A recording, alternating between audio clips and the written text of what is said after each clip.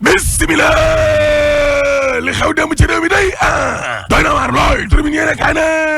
déglu Ousmane Sonko bañ ko waroon a def kon ca tribunal ba de daa mujj yàqu waaw daal di koy teg loxo nag teg ca allahu akbar moo tax i toj ca démb kon mbir ma miti nag sànnanta ya ak fipp go waaw diggante Ndakaaru Njaay jël Joob Ziguinchor Ndar gee Jurbel Bignona ak yeneen gox l'observateur ne réew mi day bu doon mbër la dañ naan dañ koo door muy tatari kaw dëwu source aane ay pono yuñ taal ay bitik magasin Auchan ak ay station Total yoo xam ne day dañu koo caxat-caxatee daal di koy taal nag laa la wax dama ne la fitna gi ko ci biir mbedd yi lée tribune yéene kaay ne ko may ma yeggali gis nga Auchan ba nekk ta Castor HLM Point E Grand Yoff waaw dañ leen a caxat-caxatee laa la wax station Total yi tamit day gars yi wàcce nañ leen am na ci ñoo xam ne am nañu ay gaañu day ak ñoo xam ne kon nañ leen a mujj teg loxo dama ne leen taali pono sànni ay xeer toj grenade lacrymogène yéen naaw yéene kaay dee média gi ne ay image yoo xam ni laa lay wax nii gëj nañ koo gis ci mim réew ca 1968 nag laa la wax maa di taali waaw ca nguurug Senghor ga grève liggéeykat yaak étudiant yi waaw Le Quotidien yéene kaay ne àllarbay démb gi kay réew mi dañu koo doomu taal Ousmane Sonko day ñu nëbb ko jant bi lée ca section de recherche gendarmerie waaw parce que nee nañoo da doon caxat-caxatee réew mi daal trouble à l'ordre public moo taxit manifestation yi kon metti na démb ca Ndakaaru Njaay jël Joob de ay mbër gros bras ay nervi yoo xam ni kon ñoo doon jàppale takk der yi way samba mbéteg film opposition bi ak société civile bi day nee nañu danañu organiser ab marche tay enquête yéene kaay ne dama ne la réew mi de mu ni mu mel doy na waar Antoine Diome ministre intérieur waaw nee na duñu nangu ay débordement di fi am nag laa la wax Antoine Diome moomee ci 24 heures nee na loi rek force restera à la loi laa la wax duñu nangu kutaal réew mi de direct news de waaye milice mbër yi nga xam ne nag démb ñoo remplacé policiers yi loolee mooy lan suñu démocratie bi daal lañ jàpp boobu la daal di koy ko dagg ko sànni ne ay mbër yoo xam ne dafa mel ni takk der yi démb ñoo leen doon aar di leen protéger ngir ñuy dóor ñi nga xam ne ñoom ñoo ànd ak Ousmane Sonko ay waay gi le yéeni kaa gi ne waaye nag gis nga bi mbooloo mi bëree riir ma bëri waaw mbër yooyee dee dañ na ñuul me daal di ko ndaw nag laa la wax ngir sauver seen bakkan waaw ay milice yoo xam ni mbër yoo xam ni kon ci Macky Sall mi la ñu far lii daal xam nga lan la ñuy fàttali tonton Macoute jamonoy Abdou Diouf yéeni kaa yi Pape Jogoy Faye bi ne Sénégal nag daa warul a dellu ginnaaw ci wàllum démocratie dellu jamonoy maam jël démocratie bi le kon daal di koy rey te démocratie boobee ngir ñu am ko waaw ay sacrifice la ci waa réew mi def de mbir mi ci lool na kon dëkk direct news de xam nga lan moo ñu war a même bu doon ab dëmm wala ab njuuma moo jiite réew mi la warta def lu ko neex loo xam ne askan wi ànduñ ci dem si yàlla Jerry Rawlings moo ko doon wax Antoine Diome day ministre intérieur ci Vox Populi waaw nee na ñooñee nekk ñu ay gros bras de duñu ay mbër waaw évidence yéene kaa ne mais xoolal Ousmane Sonko da doon wuy ji ñu loxati ko ci biir oto nëbb ko jant bi lée maanaam akam ak yelleefam la ñu jël kon football ko te ko ne leese ko yéene kaay ne dëgg la mais da doon dem di wuy ji juge Mamadou Seck moom Ousmane Sonko mi lée kidnapping bu ñaaw lañ ko def un lâche kidnapping laa la wax te waa gendarmerie nationale di waa GIGN day ñoo ko enlevé ne ko coppet yóbbu ko ca section de recherche gaay moo taxit Ousmane Sonko ba yeggee waaw bañ koy laaj tontuwul enquêteurs yi laa la wax très bien pro merci pro Serigne Habib Sy Ibn Dabakh Malick naxarlu na complot bi nga xam ne kon moom la ñu def Ousmane Sonko ba pare nag wax nag sénégalais yi lée kan mooy Macky Sall da koo démasqué surtout Alaaji Malick bi ne maa ngi woo ndaw yëpp ngir ñu jóg dëkk buumu njaam kii nga xam ne dañ ñu koo bëgg a imposer par force loolee duñu ko def doomu Dabakh Malick ba day ci 24 heures nee na coowal Adji Sarr ak Ousmane Sonko de A à Z laa la wax but ba but complot la te Macky Sall nag na ko leer ne teg nañu gàcce surtout Alaaji Malick bi ne Macky Sall na ko leer ne teg nañu gàcce laa la wax te tas na yaakaaru askanu Sénégal gi lée ku jur doom deewoo barke Alaaji Malick la tee mooy yéene kaay ne bii mooy ñetteelu yoon Macky Sall di ko def laa la wax juróom-ñeenti atu yàlla bi nga ñëwee ci nguur geeg léegi taafalto loolu amul fen yu ñàkk fayda ay motif fallacieux lu amul Macky Sall daal di ci tëj ñi nga xam ne ñoom ñooy opposant yi gën a sérieux muy Karim Wade Khalifa Sall ak Ousmane Sonko mi tey nga xam ne nag mooy njiital opposition bi Ousmane Sonko moom bëgg a bañ il est le patron de l'opposition libération yi ne kay ne Sonko ne bañ ko yóbbee ca gendarmerie bale enquêteurs yi naan dañ koy jéem a laaj waaw xamal naa ay avocat am ne leen lii dafay yomb trop Ousmane Sonko tontuwul dara même biñ ko laajee nan nga tudd tontuwu leen laa la wax Déthié Fall député ci évidence yéene kay waaw nee na ñi ngi woo toutes les forces de la nation ne ñëpp jóg taxaw jàkkaarloo tojaange yi nga xam ne kon moom la nguuru Macky Sall gi lée daal di ko nekkee 24 heures yéene kaay ne nguur gu jeex la nguur gu jeex un pouvoir finissant parce que yow koo xam ne da doon wuy ji ci ab tuuma viol bu ñuy laam-laamee waaw ñu ëlbatiku naan la trouble à l'ordre public préfet bii ñu beete muy wax nag naan ay mandat d'amener ngir ne ko coppeta kenn du ma tànnal fan laay jaara maître Bamba Cissé ne de xoolal ca jamono joojee fekk na ñun wax nañoo ak juge bi ba pare ngir jël Ousmane yóbbu leesi ko yéene kaay ne ka moom saloma day Ndeye Khady Ndiaye waaw atekat bi tëju ko de jokkooti ak Sonko bul waxati ak Adji Sarr dossier bi dootoo ci wax ci mbedd mi te sa biti bi sa salon bi day daal di tëj yow moom liggéey pare nga ca cey Adji Sarr Badio bi la tribune yéene kaay ne armée bi day dañu ko réquisitionné ne ko digal waaw Ziguinchor Ziguinchor Saint-Louis ak ci yeneen i gox colonel Aladji Malick Diagne commandant de la zone militaire numéro 1 gouverneur u Ndakaaru day nee na ko indil leen armée bi ngeen jàppale takk der yi ay avocat Ousmane Sonko day ci Vox Populi waaw nee nañ leetar bi nga xam ne kon moom la fukki député ak juróom-ñeenti yóbbu woon ca conseil constitutionnel gële looloo tax ba nguur gi daal di wutaat nag leneen lu ñu taxal Ousmane Sonko leetar booboo yàq seenu liggéey termine yéene kaay ne waa Sen TV ak Walf ak 2STV Babacar Diagne Sénéra waaw nee na leen lii ngeen di wane ni lee bu dakkulee danañ leen tëj lu tolloo ñetti fanu yàlla te boo leen insisté yat wa gën a dal waa Sen TV day ci évidence yéene kaay waaw xamal Babacar Diagne ak waa Sénéra ne leen waxoo leen fi tus waxoo leen fi dara lan mooy appelé à l'insurrection mooy taxaw def ay analyse mooy invité fii ay kilifa ci télé bi ñu wax seen xalaat ci coowal Ousmane Sonko loolu mooy insurrection loolu mooy woote ngir taal réew mi lée waxoo leen fi dara tus termine yéene kaay ne ni muy éliminer ay adversaire politique yi waa Macky Sall mi kat moo koy arrêté kat moo koy def ci àndam looloo jaral Karim Wade Khalifa Sall léegi nag Ousmane Sonko mi lée kan moo ci topp moo jaaxal ñëpp bilaay bu yàlla ji ak sénégalais yi lée ne Ousmane Sonko la Ousmane Sonko lay remplacé mënoo ci dara yéene kaay dee média gi ne président Macky Sall xam nga la war a xam ne nguur gi santul Sall Macky Sall moomul réew mi askan wi ci boppam la war a sa ñetti at yi lée joxe te dem parce que yow durée déterminée la waa réew mi wax boo fi bëggee wut na contrat à durée indéterminée ndax ngay jéem a éliminer kon say candidat yi nga xam ne ñoo la war a wuti yëpp yow daal loo ca góobe gar ko yow Macky loo ca góobe gar ko troisième mandat bi la war a leeral nit ñi waaye ak loo leeral troisième mandat bi leeral balaa ngaa dem yaag sa rakk ji Aliou Sall na ngeen leeral pétrole bi ba pare parce que suul gaz du ko tere xeeñ te troisième mandat tam dañ ko fiy tere rek boo paree ma ne la alaaji tëj ni ki démb la moom jiital Pastef la ñu kaa toppee moo di ak yëngu-yëngal gu nga xam ne tegu ko si yoon loolee nag ay avocat am dañoo gis ne ay tappale la ay caaxaan la loolee ajul ngoon benn yoon dañ ci dikk si bi la jotaay xibaar waaye it dañ àddu jëmale ci manifestation yi nga xam ne ni ki démb fii ci diwaanu Dakar wax yeneen gox-goxaan yi fii ci réewum Sénégal mu nekkoon ak fantasiro fasantek sikkim dox si diggante ñenn ci askan wi ak takkadeer yi daañ ci dikkaat boobu la it ci bi la jotaay yu xibaar jamono joojee nga xam ne ñu ngay amal ay yëngu-yëngal sa pencum ndaw réew ma jàpp leen ne ay député yu fare ci kujje politique gi ak it ay non inscrits ñoom bi nañoo bataaxal dugal ko sa conseil constitutionnel la ñuy sàkku du lenn lu dul mënalum kiiraay bu Ousmane Sonko bi nga xam ne laali nañu ko ñu fexe ba lalaat ko maanaam muuraat ko loolee nag bu fekkee ñoom déposé nañu ko jàpp leen ne Abdou Mbow moom député la fare ci majorité bi nee na loolee ay caaxaan la te ñoo gën a xam ne li ñu def noone dara du sa mujj tàggat yaram bu ñu sa tolloo Pape Mante mu lañ si àndal fës kenn ndar kepp bi la jotaay xibaar xelaa jomet ay dara li yéen kaay xëy dëxëñ C'était Trafic News. ayca ba ci kanam Abadiata incha allah moom Ndiaye ma bàyyi la nga wéyandi xibaar yi. bi la jotaay xibaar yéen a ci ay ponk dañ koy fës ne jukki waxtaanee ko wax ñi ñu bokkal plateau bi El Hadj Mouhamadou Mansour Diop ak Birahim Diadji Touré door ko ci bi la jotaay xibaar wala sax li nga xam ne moom moo ñu dàpp léegi mu mel ni ab ndaw la Ibrahima Diallo lay wuyoo ni ki démb la ñu wax ne kon dañu ko évacuer sa Abbas Ndaw mu ñopp wala sax ñu mujjantal ko yóbbu sa Le Dantec gannaaw rek ba mu yore woon. ba ñu sànnee benn li nga xam ne moom mooy grenade dañu wax ne dafa tas si loxoom xibaar yi ñu si mujjee jot nag am nañu xibaar ni ngeen ko gisee ni ci image yi neexul xool nag benn yoon jàpp leen ne dañu wax ne dafa doxee ñàkk bakkanam dinañ vérifier information boobu dikkaat si suñu yeneen jotaay xibaar ni ngeen ko gisee noonu gis ngeen loxo bi nu mu mel noonu ñu jéggalu ci yooyu les images mel ni kon Birahim Touré ñoo ko gisandoo xale bi faatu na am faatul en tout cas information bi mujjee jot mooy doxe na fi ñàkk bakkanam te gis nañ image yi nu mu mel. waaw déjà dañuy jégalu ci image yi ndax dafa bokk ci loo xamee ni peut-être dañu waruñoo wone yenn yi waaye buñ ko gisee xam nga yenn saa ñu def grande gueule wala ñu koy waxee ci grand cœur mu am yenn image yu ñuy wone ça peut être insoutenable mais li wóor mooy il faut déjà que nit ñi def très attention parce que grenade lacrymogène buñ ko sànnee force de sécurité yi yore ko ñu sànni ko manifestants yi am na loo xamee ni waruñu ko def yëkkati grenade yi wala nga téye grenade parce que explosé gul c'est un danger mais faites très attention loolu la nit ñi mën a wax parce que lu ñu sànni explosé wul waaye wala nga koy xool comme ni ñu koy defee ci yeneen réew ñu sànni ko nga bëgg ko force sànniwaat ko wala nga delloo ko nit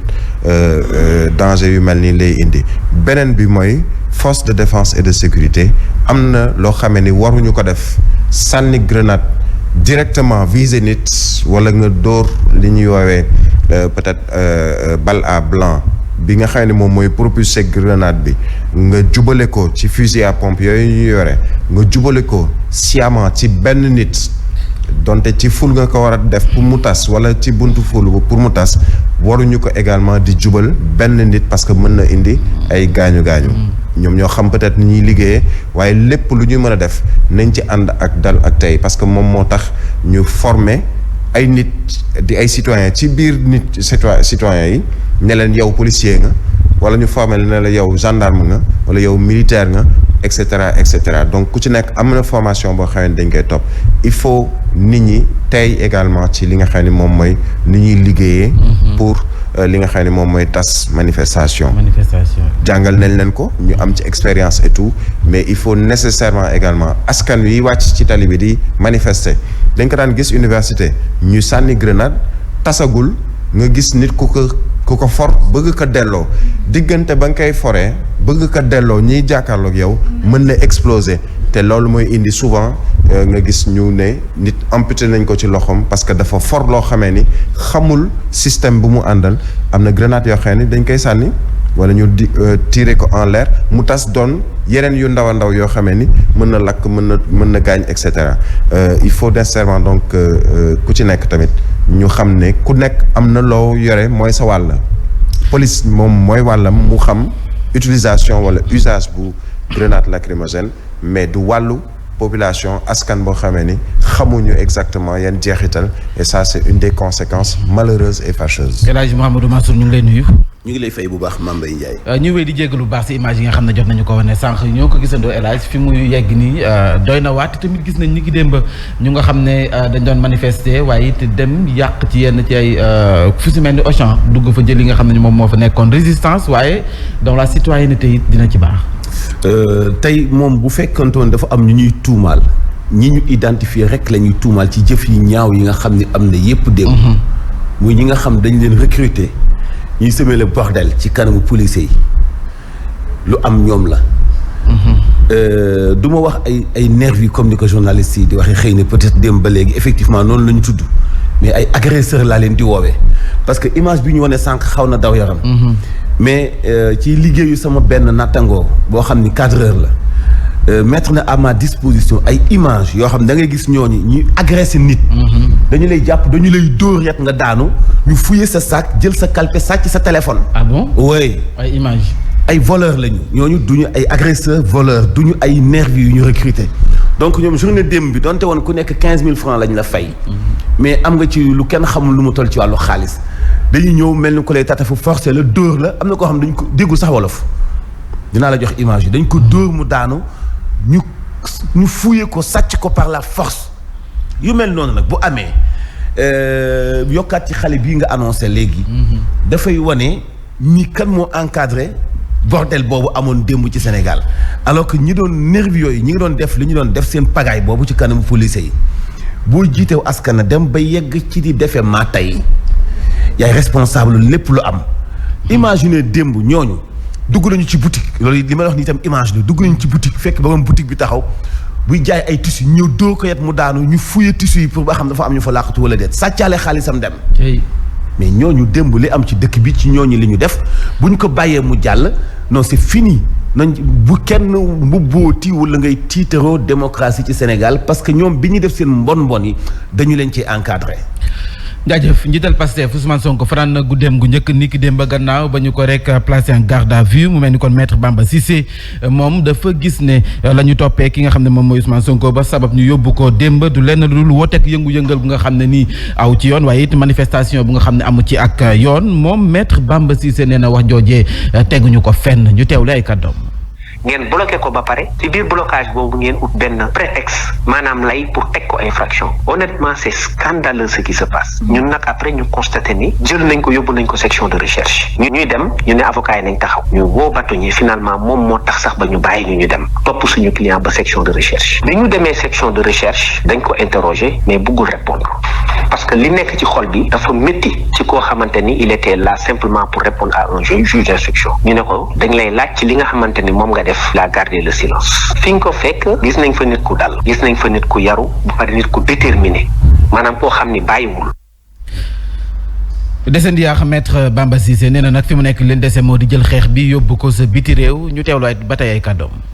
xam nga bu ñu demee ba ci après ñu toll ci yooyu ci def yooyu pour rek éliminer un adversaire politique man je trouve que vraiment ñun nous sommes war nañu xoolaat suñu bopp ginnaaw bi ñu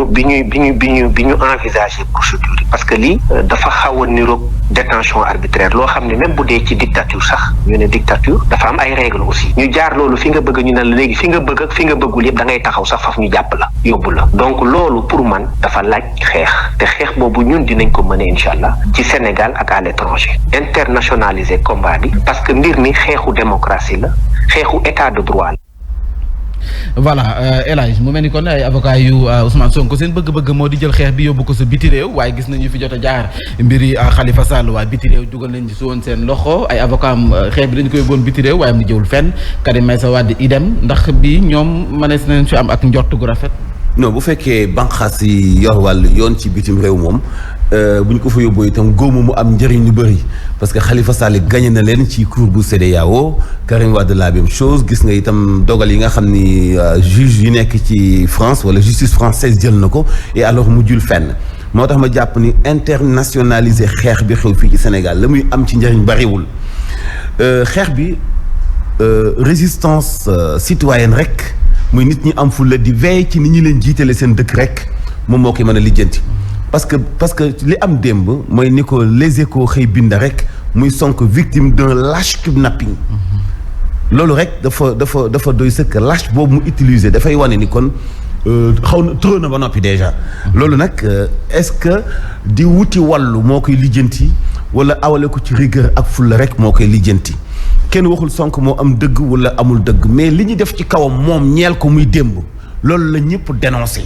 parce que lu ñu orchestré la ba noppi loolu nag kuy def jàngat wala nga nekk ci biir actualité wala nga def chronique wala ngay def analyse te bàyyi woo ci xel bu yeboo nga tàyyi koo defate parce que ku nekk xam nga ni li am démb lu ñu orchestré la ba ci cëppaandaw ja bu ñu ko orchestré itam teg nañu ko loxo alors lii la ñu bëggoon fu nekk nii coow li ñun ñooy wax ak ñi nekk ci biti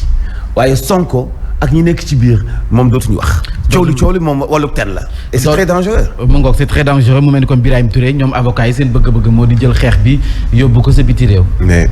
ils sont dans leur droit te yoon may na leen ko également xam nga yóbbu xeex bu mel nii bitim réew c'est Karim Wade jéem na ko def na ko Khalifa Sall def na ko ndax dem nañu ba saisir li nga xam ne moom mooy cour de justice bu CEDEAO ci wàllug seen xeex jël nañu saisir Nations Unies également ci seen wàllug xeex mais lépp ñoom dañ ko teg ci li nga xam ne moom mooy yoon ak li nga xam ne yoon may na leen ko sañ-sañ may na leen ko ba ci charte fondamentale di ndeyu charte yi ci réew mi di conseil constitutionnel may nañu sénégalais bu mu mën a doon ak jàpp recours bu mu mën a am ni bu ko jaaree foofu mu baax mu jaaree ko foofu ci lu jëm ci wàllu liggéeyam ci lu jëm ci wàllu bu ñëwee dañu salfaañee li nga xam ne moom mooy ay droit am dañu ko commencé ndax xeex la ñu dugal ci ñoom ci wàllu ay appel à l'insurrection waxoon nañ ko fi Sonko ci boppam dafa yëkkati kàddu la veille avant muy war a dem wuy ci juge d'instruction ne ni wootewuma insurrection wootewuma lu bon ci mbirum légalité lay dem waaye constitution Sénégal may na ma bu ñu ma bëggee faagaagal ma mën a taxaw fippu waaye fippu bi lépp ci lenn la mooy fexe ba lii di sama àq ak sama yelleef ñu may ma démb bi mu demee ci kanamu àttekat bi wala ci kanamu ñii di enquêteurs yi ca section recherche dafa noppi waxul ñu ne ko noo tudd tontuwu leen c'est tout simplement parce que la loi le lui permet te daf ko jël utiliser ko ay avocats il a de très bons conseils ñi ko wër ñëpp ci ay avocats il a de très bons conseils et il connaît ses droits gis que nag sénégalais boo gis tout citoyen sénégalais doit connaître ses droits et ses devoirs connaître ses droits parce que on dit ci tubaab ni nul n'est censé ignorer la loi da ngay xam nag loi boobu mën ko jëfandikoo également ci nga xamee dafa jàkkaarloog yow salfaañe loi parce que ki yore jaasi wala paaka wala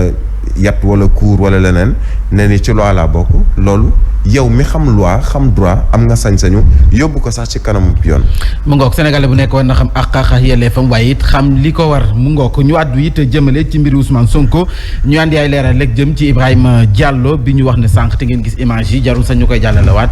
te mu am lu claté si loxo bi ba mu yàqu bu doon nasaraan conditionnel la ñu utiliser dañ naan aurait succombé kon nag dañ leen xamal ni xamuñu ndax ñàkk na si bakkanam am déet lu mu ci manti doon boobu la xibaar dinañ ko topp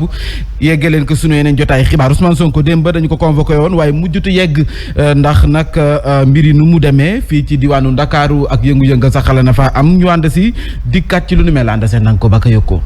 député Ousmane Sonko te ñu lali malaanul kiiraayam dafa waroon a wuyu ji tey ci suba convocation bu juge bu 8e cabinet ñeel mbirum siif biñ koy tuumaal la ginnaaw bi mu génnee këram mbooloo mi topp ko boori 10 heures la gendarmerie mujjee bloqué convoi wu Ousmane Sonko ci la ay jàppante amee diggante takk der yi ak ñi ànd ak Ousmane Sonko gendarmerie ci ndigalu préfet bu Dakar dogal convoi bi jaaree corniche ouest wuutali tribunal bu Dakar protocole bu Ousmane Sonko ne avenue Blaise Diagne la ñuy jaar cortège boo xam ne ñetti waxtu la def ngir daw daanaka 1 kilomètre ginnaaw bi préfet bu Dakar te nga xam ne saa su ne mi nga woon ca téléphone joxe ndigal ci ñu dóor gaz lacrymogène yi muy ndigal bu gendarme yi jëfee gaañaale si ñenn ci taskatu xibaar yi ginnaaw bi la takk der yi meebee taskatu xibaar yi yóbbu leen fu sori ginnaaw lu jege ñetti waxtuy négociation yoo xam ne mujjuta antu takk der yi mujjee jàpp garde corps yu Ousmane Sonko ginnaaw bi la ñu wàccee Ousmane Sonko ci otoom ngir xamal ko ne dañu koy arrêté ci trouble à l'ordre public bokk ci manifestation boo xam ne kenn autorisé wu ko bu ñu doyloo maître Bamba Cissé. gannaaw diwaanu Dakar jàppale ni Ziguinchor it foofee ay ndaw waxee jegeñaale Ousmane Sonko wàcc nañu sa mbedd ma soo boon ci fantasiro fasantek sikkim bëri na ci ñu nga xam ne nii teg nañu leen loxo ñu ànd Cheikh Abdourahmane Diallo.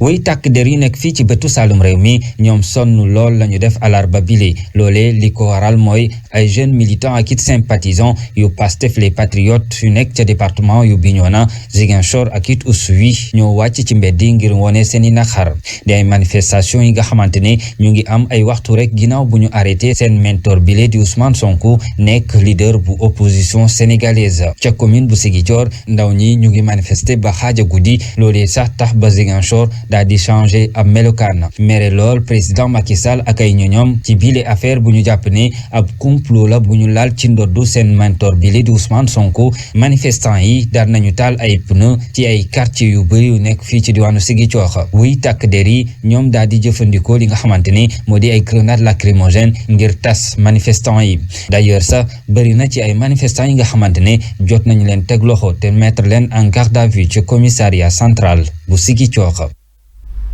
lu nu mel démb la woon waaye nag ci ngoon si jàppale ne kon ay député yu fare ci kujje gi ña nga xam ne dañu jiite ay mouvement citoyen waaye it ay organisation de la société civile ñoo joxante woon loxo amal janox taskatu xibaar yi ñaawlu la nga xam ne nemmeeku nañu ko niki démb dañu teg ko ci kaw Ousmane Sonko ñoom nag ñu ngay joxante dig daje juróomi fan ci weeru mars ëllëg ci àjjuma ji ngir nag daal di yëglu ñu ànd Cheikh Safietou Bandiaye. parti yu nekk ci kujje politique bi waaye itam opposition parlementaire bi ay mouvement citoyen ak i organisation de la société civile taxawal rek benn cadre boo xamante ne rek dañ fas yéene booloo ànd di xàccandoo di dóorandoo ngir rek jàmmaarloog Macky Sall ak doxalinam li ñu jàppee ni awul yoon ci wàllum démocratie. dañu war a booloo ñu ànd à travers une plateforme bi nga xamante ni day large plus large que le mouvement du 23 juin pour que ñu préserver suñuy acquis démocratique. ñiy bootu ci bile cadre fas yéene def seen kéemtalaay kàttan ba teggi lépp lu ñeel rek bile complot politique waaye itam li ñu jàppee agression contre leaderu Pastef bi di Ousmane Sonko. Sénégalais yi sonn nañu à cause de la pauvreté népotisme bi nga xamante ni gis nañ ko ñu yokk ci léegi di fitnaal Sénégalais yi di toroxal suñu démocratie. ba tey rek ñuy fësal ni résistance bi mu ngi door a door tey woo rek képp koo xamante ne rek dëgg ak yoon moo la tax a jug ci nga ñëw rek fekk si leen ci seen mobilisation bu rëy a rëy bi ñu fas yéene amal ci aljuma juróomi fan ci weer bi mu di bés boo xamante ne du ñëpp ñoo ci ànd. Pourquoi vendredi? Ce qu'on a dit. Ce qu'on a dit.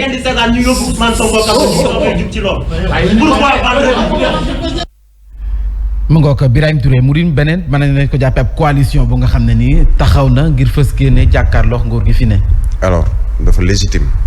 dafa légitime te duñu gis tamit loo xamee ni peut-être gëj nañ ko gis ci jamonoy Ablaye Wade lañ ko doon gën a faral di gis. 2011 bi mu amee coow ñu bari jàpp ni foog jeunes yi foog homme politique yi foog société civile foog syndicalistes yi et cetera juboo àndandoo parce que dañu am benn objectif commun c'est ce qui est en train de se passer parce que bu ñu gisee l'opposition ñi nga xamee ni peut-être laaw ñu sax toog lu bari donte ñoom ñëpp ñoo bokk ci opposition société civile gis nañu seen i communiqué gis nañu également seen taxawaay ñu gis Y'en a marre bi nga xamee ni ñu bari fàttewoon nañ leen sax benn période ñu ñëw taxawaat nekkatul ci coowal suuf wala leneen mais coowal démocratie il est légitime pour tout citoyen sénégalais mu xeex ci wàllu démocratie pour ñu téye démocratie c'est quelque chose de légitime mais comme ils le disent même ci seen waxtaan mooy dañ ko defee ci légalité c'est être responsable li ñu wax seen taxawaay légitime na légal na responsable na li ci nit mën mooy fexe ba ñi nekk en face wala ñu jàpp ñi ñooy seen adversaire aujourd'hui muy le régime ñu xool également ci li nga xamee ni moom mooy l'intérêt supérieur de la nation sénégalaise supérieur de la nation sénégalaise de tous les citoyens sénégalais lay doon yemul ci Macky Sall ak ay ñooñam wala opposition ak ñi ci nekk wala société civile mais l'intérêt supérieur de la nation c'est surtout mu am jàmm démocratie di fi daw état de droit bi ñu bañ ko salfaañe ñi yore wàllug droit yore wàllug loi jëfandikoo droit ak loi ci charte droit ak loi ci fu mu war a yem donc en toute responsabilité bañ a jéggi li nga xam ne moom mooy seen i sañ-sañ. ñaxtu xeex waaye lépp ñu teg ko ci yoon El Hadj Mamadou Mansour ñu gis ne kon ñoom seen kuréel gi fii ci réewum Sénégal fàtte xaju fi ay kuréel yu bari dañu koy dajale waaye nag saa bu ñu demee ca ndorteel ak politiciens yi ñooy njëkkaru ceeku kuréel ga daal di tas ndax bi am nga ci yaakaar. Bon mu nekk yaakaar bu bees xëy na waaye ba démb ci guddi de yi awma ci woon yaakaar parce que booy xeex ci wàllu politique il faut nga ànd ak actualité yi di wax di génn bu laajee manifestation nga def ko bu laajee marche nga def ko bu laajee ñu teg la loxo nga dem fanaan commissariat wala brigade nga def ko mais mënoo ngi def ay marche sol sa lu set xeeñ sa parfum bi ñu fi bëgg dëgg-dëgg Abdoulaye Wade jóge fi même booba Moustapha Niasse ak âge am ni mu tolloon sax gis nañu ko aw xeeram duñ ko fàtte ci wàllu histoire ndem si yàlla sa Ousmane Tanor Dieng ñëpp dañu génnoon professeur Abdoulaye Bathily Amath Dansokho ne ko yàlla yërëm ñëpp nekk sur le terrain bi nag li ba tax ma am ci yaakaar mooy dañu demoon sax ba lii amatul woon dafa mel ni Sénégalais yi dañu leen a dot kenn mënut a wax ñëpp tàyyeel alors que am réew dafa am ku naan déedéet gisewuma nii xalaatewuma nii di def ay manifestation di demande marche dem nañu ba finalement ñetti autorisation demande c'est information la pour ñu encadrer la c'est ça exactement pour nga ñaxtu léegi dañu dem ba léegi nag buy demande autorisation sax préfet moom loxoom non interdit boo seetee fukki autorisation yu ñu demandé daanaka validé bi ñaar lay doon wala ñett yi des yëpp interdit te du ñu joxe benn prétexte bu ñuy demandé bu ñu fippoo la ñu fay yàq ci ay grenades encadré woon marche ba muy gën a yomb bi ci des maam bala muy jeexal ci point boobu te defe naa ne maag Sénégalais yëpp daañu ci bokk benn taxawaay ñëpp nag ñu féete même ak pouvoir question bi mooy lan mooy ndeyu ñu summi Guy Marius Sagna ba mu ni dum ñu dugal ko ci benn isoloir lan moo tax Sénégal kañ la egg ci njaam ñu delluwaat ci mel ni bi ñu tubaab bi doon jënd suñu ay maam jàpp nit koo xamante ni bii da nga koy futti ba mu ni dung ci Guy Marius Sagna ak li mu def Sénégal nga dugal ko ci isolement kan la moom kan la xaj la nooxóor la dadul sénégalais est-ce que moom loolu la lebal Sénégal laaj baa ngoog c'est à dénoncer loolu nag kuy xeexati da nga ko jiital ci loolu parce que bu moom bu ñu ko defee mu jàll démbalee gars yi dañ ci noppi bu ñu ko defee mu jàll ëllëg bu ñu ene Birahim wala ñu en Mansour bu ñu ko jàppee dañu koy futti ba mu ni dung gis nga aw raw nit kenn du ko fooyee moo tax yàlla suturaal ko ne yu fare si kujjeeg politique gi ñoom it ak ñi nekk si ñu di ay non aligné ci boppam dugal nañu ab këyit ngir nag sàkku ñu delloowaat malaanum kiraayam kii di Ousmane Sonko mu di ab recours bu nga xam ne déposé nañ ko ni ki démb sa conseil constitutionnel recours boobee Ngouda Mboup moom professeur la dafa gis ne loolee rek waroon naa mën a tax kon malaanum kiraay bu Ousmane Sonko lépp ñu maanaam tegandiko xaar ba waa conseil constitutionnel lijjanti loolu ba noppi ñu xam ndax dañu koy muri am déet ay kàddoom la ñuy teewlu moom Ngouda Mboup ndawal askan wi nekk foofu noonu député yi ñoom c'est-à-dire fukk ak juróom-ñaar ci ñoom mën nañoo jël mbir mi yóbbu ko ca conseil constitutionnel bu ñu ko yóbbee ca conseil constitutionnel bu waree ardu dañ koo may weer waaye bu fekkee ni mbir mi dañoo bëgg mu bar bu boobaa juróom-ñetti fan lañ ko may yi l'acte de base pour convocation Ousmane Sonko mooy lever immunité parlementaire te résolution boobu di lever immunité boo ko yóbbee ca conseil constitutionnel mooy dañuy wane ni dañ koy suspendre mooy amagul effet de vigueur pour mu am effet de vigueur il faut conseil constitutionnel artu ci wax ñu publier décision boobu ci journal officiel su boobaa nag dinañu mën a commencer mën a convoquer nit en tout cas. kaddu yu professeur Ngouda Mboup boobee da jàppale ne kon deuxième vice-président bu assemblée nationale daf ko weddi ba mu set moom Abdou Mbow dafa gis ne député yi nga xam ne ñoo dugal ab recours ñoo gën a xam ne mbir yi du yegg fenn ñu teewlu ay kàddoom. waaw war nañoo déposé waaye est-ce que li ñu déposé baax na déedéet li ñu déposé baaxul te ñoom xam nañ parce que li nga xamante ni mooy constitution article 74 dafa wax li nga xamante ni mën nañ koo déposé loo xam ne en inconstitutionnalité au niveau du conseil constitutionnel texte de loi la délibération bu assemblée nationale wala li nga xamante ni moom mooy porté ci règlement intérieur bi mais su boobaa dañ naan est-ce que dañuy modifier ay règlement intérieur bi wala dañuy adopter règlement intérieur bu bees loolu nekkul li nga xamante ni moo fi am mooy affaire levée immunité parlementaire sama gars yi ñoom seen bopp xam nañ ni def baaxul te nekkul ci dëkk waaye nag comme ñoom jaxase xelu Sénégal yi moo leen tax a jóg loolu ko ñoom seen bopp xam nañ ni ñuy def amul lenn loo xamante ni dëppoo na ak la nga xamante ni mooy constitution Sénégal. muy ay kàddu yu tukkee ci Abdou Mbow deuxième vice-président bu assemblée nationale xibaar la boobee ni ki démb ñu ngi ciy waxtaane jëm ci CNRA ma nga xam ne dugal na këyitu dànxaafu mu di mise en demeure sàkku ci yenn ci ay télé bokk na ci Sen TV ñu xoolaat seen ak doxalin rawatina démb ni ñu couvrir lii di mbiru Ousmane Sonko manifestation yi lépp ngir jox askan wi ay information ndax El Hadj Mamadou Mansour lu nu mel jar na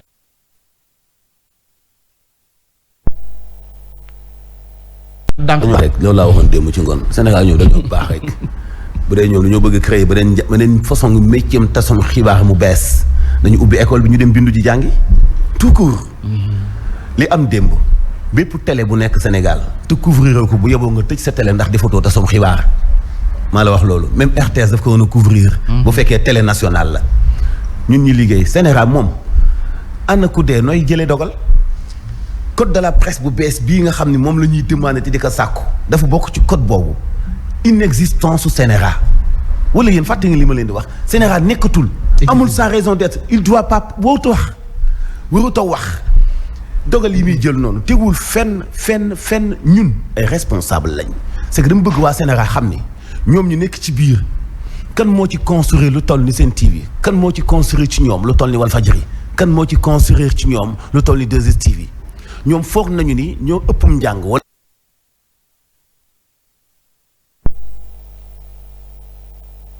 ñoom gën a nekk ay responsable ñun ñi ciy liggéey ñoom tukki nañu tukkiwaat dem nañu fu nekk possibilité bi ñu am tey ci bu réew mi tàkkoon pour mën a sauver seen njaboot ñun amuñu ko kon ñun ñoo leen gën a nekk ay responsable wala du ñu nangu ñoom ñu gën ñu koo doon ci wax loo xam ni day dalal Sénégal mais gis nga nag fii Sénégal la de tër la rendi la moom kenn du ko nangul kenn parce que fii kenn doon ko Sénégal ay texte leen fi teg xam nga luy texte état ñoom dañuy jóge fii dem ñu ngi fàttaliku ndam si yàlla sa Babacar Kébé ci Haut Conseil de l'audiovisuel nga xam ni bàyyu presse bi yëpp la woon ba ci ndam si yàlla si ñuy jooy barki démb Babacar Touré mus ñu ëgsi ci menace bi mais Babacar Diagne addunaam lépp menace la addunaam lépp menace la ak cible addunaam yëpp menace la ak cible Sen TV Diagne benn message bu ndaw laa lay yónnee fi nga jaar bi nga nekkee prof anglais bu dugg RTS bu gëm ko di prouver ba yàlla defal la li mu la defal ñun ci yoon boobu la ñu nekk am détermination lool ëllëg ñun tam ba doon quelqu'un ci réew mi bu ñu amee say at te ñu ngi xalaat bu ñu ca yeggee ñun am xëy na yërmaane ju ëpp ji nga am bàyyi ñu liggéey wul lay jàppale ñun ay responsable lañ te ñun duñu taal Sénégal parce que bu tàkkoon tey di nga mën a génn ndax yow am nga sa passeport diplomatique nous on est là. fii la ñu ne bàyyi ñu liggéey ay responsable lañu waaye également ay professionnel lañu démb Birahim Touré yow yàgg nga ci métier bi yàgg nga couvrir dem sur le terrain ani ban moment la ñu mën a ñun critiquer suñu wàllum couverture bi nga xam ne def nañ ko. bu fekkee am na amul benn moment. j'ai suivi de bout en bout su ma nekkul sur le plateau. ma nekk derrière le plateau de bout en bout et je le rappelle ma sànq fi wax am ku ma woo sax ne ma non nangam. Babacar Diagne jàngeewul fu ñu jàngee pratiqué wul nu ñu pratiqué ñi ànd ak moom ci biir CNRA ku ci nekk peut-être am nga sa benn vécu ak sa expérience mais ñi nekk fii également am nañ seen vécu am nañ seen expérience est-ce que tey dañoo jël site internet yi wala réseaux sociaux yi dagg seen liggéey wala dànqaafu leen wala yónnee leen parce que mënuñu ko te pourtant liy jàll ci réseaux sociaux yi en direct ñu ne la sur Facebook page u diw mu ngi koy def en direct télévision yi defuñu ko en direct rajo yi defuñu ko en direct liy génn ci réseaux sociaux yi ci Facebook ci WhatsApp ci yeneen ak yeneen télévision yi defuñu ko et de manière très responsable ça je le dis de manière très responsable moi-même en tant que responsable ci biir kër gi ci sama position mais également ñiy liggéey ci biir kër gi de manière responsable nit ñi dañuy wax li nga xam ne moom mooy li xew le Sénégalais tout citoyen a droit à l'information nga mën ko jox xibaar canaux yi ngay jaar pour joxe xibaar yooyu ñu xam ko rajo ngi ci télévision ngi ci lii di média presse écrite mu ngi ci tey mu am kii yu bees muy les sites internet am ay canaux yu bees yu jëm ci wàllu nouvelle technologie de l'information et de la communication dans un état de droit mënoo privé askan wi information bi xam nga dafa am ay jamono mu am ministre de l'information ministère de l'information après ñu ne ministère de la communication am na réew yoo xamee ni ministère de l'information maa ngi dégg démb le président du groupe des médias wala en tout cas en sa casquette de njiital gëm sa bopp di waxu Gestapo ci jamonoy Hitler maa ngi koy fàttali sànq Hitler lu mu doon def ci loi la ko doon teg ci état de droit la ko doon teg waaye ñoom seen loi la woon yu mu soppi woon pour mën a adapter par rapport ak li muy def tolluñu ci jamonoy Gestapo nga xamee ni dañ la naan fii ngay xoolee information la ñuy joxe mais dama ne ci principe laa wax tolluñu ci jamonoy Gestapo tollatuñu foofu dootul question information on parle de communication nga xamee ni da ngay joxe xibaar ñi ci mbedd mi recevoir ko ñëw nga xool ñi ci mbedd mi lan nañu xalaat ci boobu la xibaar parce que dina am retour ci yow nga xool par rapport ak retour boobu naka nga koy analyser ak naka ngay soppee ba ci plateau yi ngay def am na bés ci li nga xam ne moom mooy couvre-feu bi mu amee mu indi ay émeutes mais amul lu ñu reproché wul CNRA boobu CNRA j'étais sur le terrain bi émeutes yi di am mais on a pris sur nous de dire attention du ñu àgg ci nangam toog nañ ci plateau Assane Diouf devant le micro de notre reporter maa ngi ci plateau bi mu ne j'appelle à l'insurrection ma coupé reporter bi ne ko du fii ngay appeler à l'insurrection c'est une responsabilité en tant que professionnel que les gens de cette maison prennent au quotidien CNRA n'a pas à nous donner une leçon mise en garde ñan la ñu jël Walfadjri 2STV Sen TV pourquoi se limiter à ces trois chaînes-là. et puis pour dëgg li nga wax sax. est-ce que dinañ dem ci rajo yi def en direct fii ñu ngay xeex fii ñu ngay sànni fii ñu ngay nangam ak nangam est-ce que dañ ko def yeneen rajo ñu ngi ko fiy def te xam nañ yan rajo ñoo koy def. damay dëggal li Birahim wax taxaw nañu man Birahim Bougane ci buntu rajo bi mu am ay ndaw yu def manifestation caméraman yi wàcc ak reporter dem sur le terrain man ak Birahim ñu ni non non bu leen dem parce que da ngeen di dem jël image yu xaat ñu commencé ti nii ñun ñoo wane fitna. c'est ça xoolal responsabilité boobu ñu def. Bougane mi ngi di du ma bàyyi may wax lu amul. ñun ñaar ñoo jël Bougane mi ngi taxaw di ñu seetaan. parce que yoonam nekkul ci suñu métier. ñu taxaw di ñu seetaan ay image ñu doon manifester ñun ñu jël suñu responsabilité. duñ ko jàllale parce que tamit buñ ko jàllale ñeneen mën nañ ko seetaan yëngal ci seen koñ. et puis bu ñu fàtte ne démb nee nañ édition spéciale bi El Hadj Mansour yaa ngi fi woon. ki nga xam ne moom mooy Ahmed Aïdara moo fa nekkoon Bougane Gueye Dany en tant que leader bu gëm sa bopp moo fa nekkoon li mu wax ñee nañu dafa woote à la résistance yaa may témoigner résistance citoyenne les mots ont leur sens. nañu ko bàyyi fi ñu ko teg résistance citoyenne bu fekkee ñoom wax dama bàyyi xel lundi laa ñëw fi sama première intervention lundi dama ne leen maam baatu résistance bi nga xam tubaab la ñu bëgg koo soppi ba ku ko wax ñu tam la dëmm buñ ci jubul daañ ci arrêté ay nit résistance élève sax jàngalekatam da koy dóor ci école bi mu def résistance ci bañ a jooy dooxal ginnaawam ni pat rangoñam bañ a génn saa ñu jël tey résistance soppi ko ba baat boobu daal moom day dañ ci rajo wala mu dañ ci pénc dañuy wax résistance citoyenne dëggantaan. wax fa dëgg neex yàlla. Babacar Diagne. résistance am na. insurrection c'est différent. On parle de résistance. Quand on parle de résistance sur un plateau télé wala ci rajo wala yeneen ak yeneen nous notre rôle c'est de tendre le micro mais de savoir également fan la ñu waree dagg nit ki ba fu loo xamee ni waru ko wax la nga warul wax ci suñu plateau on a montré des images tout à l'heure lan lañ njëkk a def on s'est excusé. C'est ça. parce que peut-être déggoowuñu avec la régie pour jàllale image boo xamee ni peut-être waroon nañ ko flouter et cetera parce qu'on sait que foofu juum nañu. mais dañuy excuser wu ci juum boobu ñu juum ci image yooyu ñu joxe. parce que am na ñoo xam ne peut-être mënuñu ko supporter. ñu waroon ko flouter mais c'est sur le plateau qu'on s'est excusé. parce que on est responsable quand même te ay magum jëm ñoo fi nekk yàgg ci liggéey